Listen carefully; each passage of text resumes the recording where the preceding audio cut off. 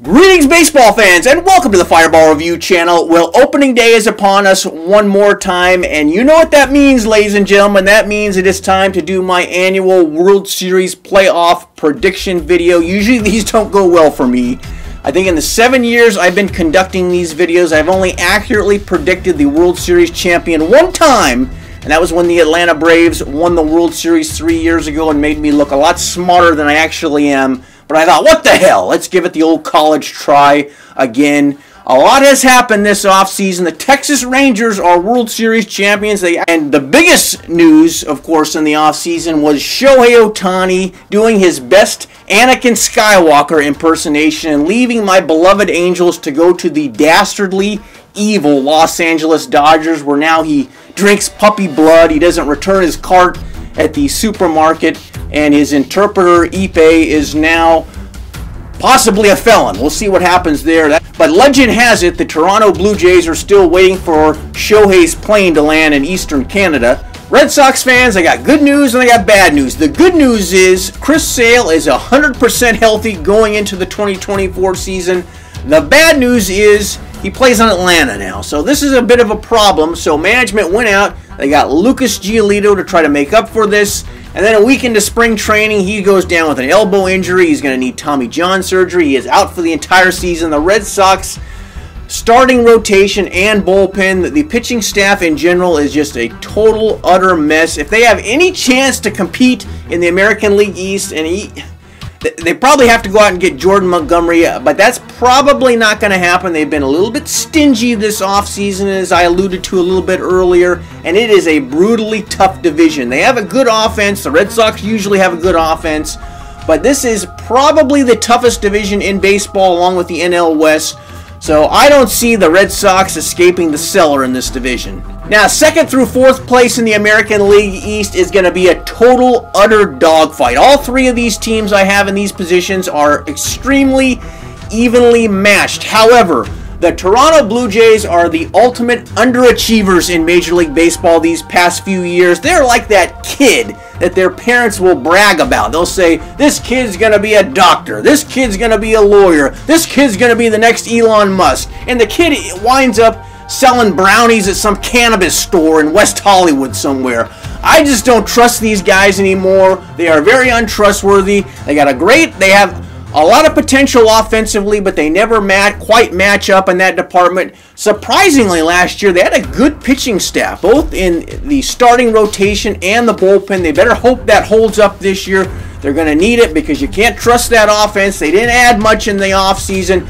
Now, from the ultimate underachievers to the ultimate overachievers, I am speaking of the Tampa Bay Rays. And the Tampa Bay Rays management team, if they weren't executives at a Major League Baseball team, these guys would be in Las Vegas conducting a magic show, because these guys are magicians. Year after year, they lose their best position players, their best pitchers to free agency because they can't afford them anymore. They got to trade them away.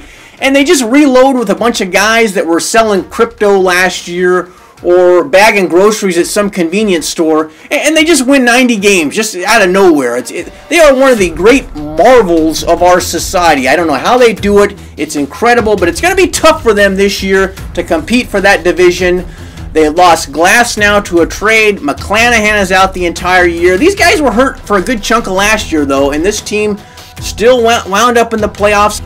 They still got some good young pitching there, and they still got one of the best offenses in all of baseball. They still got the most exciting man in baseball. Yes, I think Randy Arozarena is the most exciting man in baseball. Ohtani's not going to be pitching this year, so I'm saying Arozarena is the #1 guy in the excitement department. This team will definitely compete for a wild card. I don't know how they do it. They don't spend any money, and they get great results.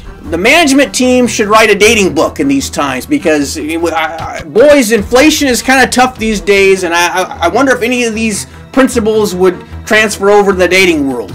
Coming in second place, I have the New York Yankees. The Yankees just scare me, and not in a good way. They got the best pitcher in baseball in Garrett Cole, and he hurt his elbow 2 weeks into spring training. They said they're going to shut him down for a couple of weeks. When I hear that, I just think, guy's going to need Tommy John. Like 9 times out of 10, that's generally the way it happens.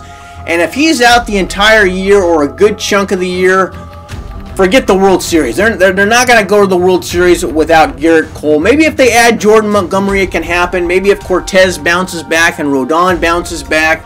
They got Stroman now, who had a pretty nice season last year. They got a good offense. Soto's got a lot to play for this year. In his last year of his contract, this guy's going to have a monster year. Yankees, I think, will definitely be in the playoffs with or without Cole, but I don't think they're going to win the division, and without Cole, I don't think they're going to win the World Series. Well, in all the years of doing these videos, I never thought I would come to the American League East divisional winner and pick the Baltimore Orioles, but that's what I'm doing. This team is loaded in every facet of the game, and they did what they needed to do in the offseason. They needed a top-of-the-line starter, a #1 ace. They went out and got Corbin Burnes via trade with the Milwaukee Brewers, and let me tell you something. This guy, he's the pitching version of Juan Soto. He's got a lot on the line this year. He's going to be a free agent at the end of the year. Good bet that this guy's winning the Cy Young. I don't like to predict Cy Young and MVP, but I'll say this right now. I think Corbin Burnes is winning the Cy Young, and I think the Baltimore Orioles, with all that young talent, they are winning this division, and I think they'll win it by a fairly healthy margin. I'm going to say they win this division by about 5 or 6 games. Now, moving over to the American League Central, there are 10 teams that occupy the National League and American League Central divisions. And if you're a fan of any of these teams, your team has a legitimate shot to win their division in 2024. Except, of course, if you're a Chicago White Sox fan. The White Sox are not winning this division in 2024, and I would be shocked if they didn't finish in dead last place. Dylan Cease has gone to a trade to the San Diego Padres. Lucas Giolito was traded away last year at the deadline. Tim Anderson has left for greener pastures in Miami. They're going to miss his bat. Probably won't miss his boxing skills very much in the South Side, but he was a pretty good player for the White Sox. They are in full rebuild mode, and there's no way the White Sox are winning this division. Now, to their credit, the Kansas City Royals actually went out and spent some money this offseason. They extended Bobby Witt Jr. He's going to be a Royal for life, so that's very exciting for them. They got a good young team. I think they win 5 to 10 more games this year. I don't think they're quite ready to compete for the division. If some things break their way, maybe they can. It's not a particularly strong division, so I could see it happening, but I think they're still another year or two away from competing and being a good, solid team again. It's crazy that it's been 9 years already since these guys were last in the playoffs. Coming in third place, I have the Minnesota Twins. I know a lot of people are picking these guys to win this division because they got a great offense, and they finally broke through last year. And congratulations, you finally broke through. You finally won a series. I just don't trust their pitching. If you don't have pitching, I'm always probably going to pick the teams that have a little bit better pitching, and I think Detroit and Cleveland both have better pitching than the Minnesota Twins. Their offense will have to carry them once again. You got to pray, if you're a Twins fan, that Buxton can stay on the field. He's one of the best players in baseball. If he can stay on the field, they have a great chance to win the division. Look, I think these top 3 teams, I could see them all finishing a game or 2 apart on the last day of the season. Now, when a team finishes the previous year on a strong note and are playing very well, especially when they're young, that's a good sign. And I think that's a good sign for the Detroit Tigers. They got a good young pitching staff. They're not the Baltimore Orioles. They're not in that category yet, but they have one of the best young teams in all of baseball. And, you know, they got that dubious streak with the Angels, where both the Angels and the Tigers have the longest playoff drought streak. The Tigers are far closer than the Angels to breaking that currently, so it might happen this year. They are right there with Cleveland. They are right there with Minnesota. Now we've come to the team formerly known as the Cleveland Indians. When in doubt, ladies and gentlemen, and you're trying to make these predictions, you're filling out maybe a bracket with your friends or whatever at the beginning of the season, and you're not really sure where to go with the team that has the best pitching. That's why I'm picking Cleveland to win this division. They still got a strong rotation. They still got a good bullpen. And they still have probably the best position player in this division in Ramirez. So I'm going with Cleveland. I don't think they're a World Series team, but I think they're the best team in this division. You know, ladies and gentlemen, I get down on my hands and knees every night and thank the good Lord that the Oakland A's are in the American League West with my favorite team, the Angels, because otherwise the Angels would definitely be in last place. The A's are baseball's versions of orphans, of like child orphans. Or maybe like a better example would be like a guy who leaves his wife for a little bit prettier of a girl, but the pretty girl decides this guy's a bum, I don't want anything to do with him, and he's got to go crawling back to his other wife, and his wife is like, you're going to have to make a lot of changes if I'm going to take you back. I'm not really sure I'm going to take you back. I don't know what's going on with the A's. It doesn't sound like Las Vegas wants them. Oakland doesn't really want to give them a stadium. God only knows where these guys are going to be playing over the next few years. It sounds like they're going to Las Vegas, but meanwhile, the team is just a total mess. They got some good young prospects. They've added some veterans in the offseason, but that's probably just going to be trade bait at the trade deadline. The A's are definitely coming in last place.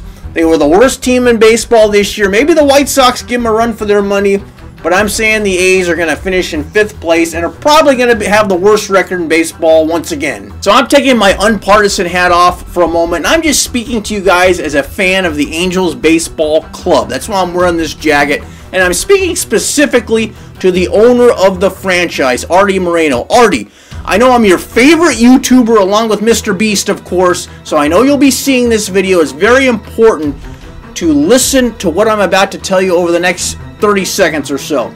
Things have not been going well for the franchise, in case you haven't noticed.